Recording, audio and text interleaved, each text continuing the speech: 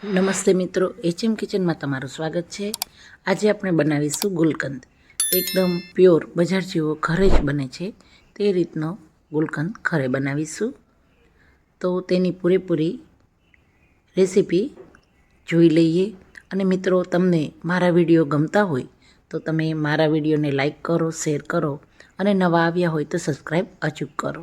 હવે ગુલકંદ બનાવવા માટે મેં દેશી ગુલાબની પાંદડીઓ લીધી છે અને તેને એક વાસણમાં પાણી લઈ અને તેમાં સાફ કરી લઈએ। આ રીતે બધી જ પાંદડીઓને પાણીમાં ડુબાડી અને સરસ સાફ કરી લેવાની છે।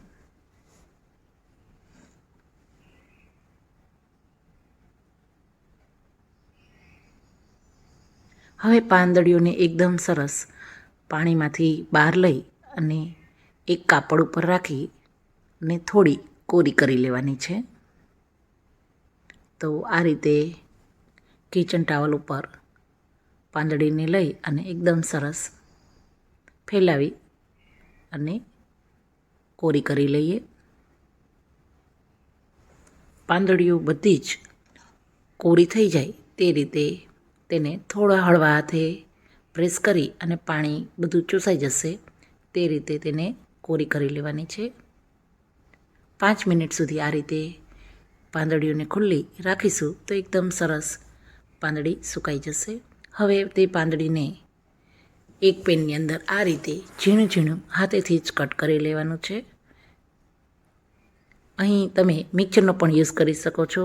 બધી પાંદડીને મિક્સરમાં એડ કરી અને રસ નથી કાઢવાનો, થોડું ચર્ન કરી અને તેને ક્રશ કરી લેવાની છે। પણ આ રીતે હાથેથી કટ કરવાથી પણ એકદમ સરળતાથી અને ફટાફટ થતી જોઈ રહ્યા છો તમે।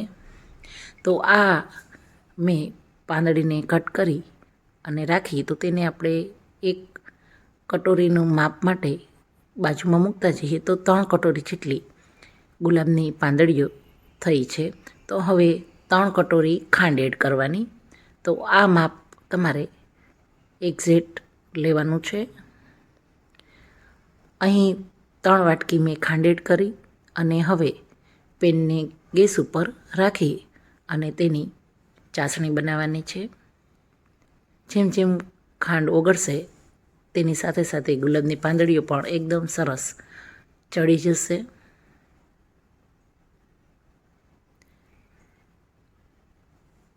મિશ્રણ પહેલાં થોડું લિક્વિડ ફોર્મમાં આવશે, ત્યારબાદ તેની ઘટ ચાસણી થશે। આ રીતે ચમચાની મદદથી સતત ચલાવતું જ જવાનું। અત્યારે રસોડામાં એકદમ ગુલાબની સુગંધ આવી રહી છે। તો મિત્રો, ઉનાળામાં તો હું આ રીતે ઘરે ગુલકંદ બનાવીને રાખું જ છું। તો મને થયું કે તમારી સાથે પણ આ રેસીપી શેર કરું। આ ગુલકંદ ઘણા બધી વસ્તુમાં આપણે યુઝ કરી શકીએ છીએ। આની પહેલાં મેં પાન મુખવાસ તમને બનાવીને બતાવ્યો હતો, તેમાં પણ ગુલકંદ એડ કર્યો હતો। આ ગુલકંદથી આઈસ્ક્રીમ પણ એટલો જ સરસ બને છે। ગુલકંદ એડ કરવાથી ખાંડની એડ કરવો નથી પડતો અને ઠંડકમાં તમે ગુલકંદનું શરબત પીવો તો પણ ખૂબ જ શરીરને ઠંડક આપે છે, એસિડિટીમાં રાહત આપે છે। તમે જોઈ શકો છો કે ચાસણી બનવા લાગી છે અને ગુલાબની પાંદડીઓ એકદમ સરસ મિક્સ થઈ ગઈ છે। તો 1.5 તારની ચાસણી આવે ત્યાં સુધી તમારે તેને ગેસ ઉપર રાખવાનું છે। ચાલો ચેક કરી લઈએ કે ચાસણી આવી ગઈ છે કે નહીં। તો અહીં એક તાર થોડો થાય છે તો થોડી વાર વધારે રહેવા દઈ અને 1 થી 1.5 તારને બને ત્યાં સુધી રહેવા દેવાનો છે। એકદમ સરસ આ રીતે મિક્સ કરતા જશું અને તેની ચાસણીને થવા દેશું। મિત્રો, પૂરેપૂરી રેસીપી જે હું બોલું છું તે દરેક વિડીયોના ડિસ્ક્રિપ્શન બોક્સમાં રેસીપી સહિત તમને આપું છું। તો તમે ડિસ્ક્રિપ્શન બોક્સમાં જઈને પણ રેસીપી વાંચી શકો છો। હવે ચેક કરીએ તો ચાસણી બની ગઈ છે કે નહીં. આ રીતે આંગળી અને અંગૂઠાની વચ્ચે ચેક કરી લેવાનું તો એકદમ સરસ ચાસણી તૈયાર થઈ ગઈ છે. તેની અંદર થોડા મસાલા કરીએ તો મસાલામાં 2 ચમચી વરિયાળી અને થોડી એલચી મિક્સ કરી અને એડ કરીએ છીએ.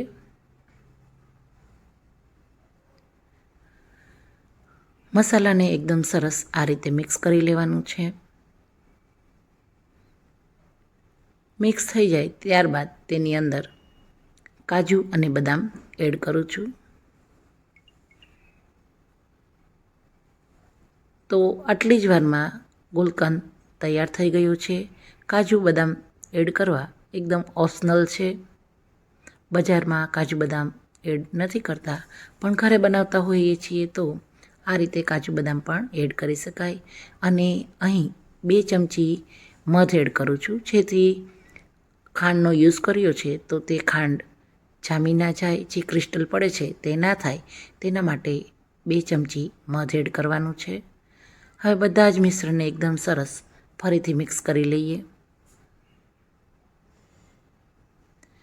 એકદમ સરળતાથી અને એકદમ ફટાફટ ગુલકંદ તૈયાર થઈ ગયો છે. તો મિત્રો, તમે આ રીતનો ગુલકંદ ક્યારે બનાવો છો તેની પણ મને કોમેન્ટ કરશો. અને નવો કોઈ આઈડિયા તમારે જોતો હોય તો તે પણ તમે મારી સાથે શેર કરી શકો છો.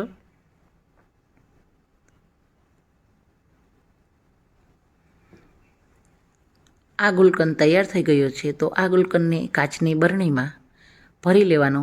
તો ગુલકંદ 6 મહિના સુધી બહાર કંઈ નથી થતું. તેમજ ફ્રીજમાં રાખો તો ફ્રીજમાં પણ કોઈ પ્રોબ્લેમ નથી થતો. તો આવો નવો આઈડિયા HM કિચનમાં ફરીથી લઈને આવીશ. થેન્ક યુ મિત્રો.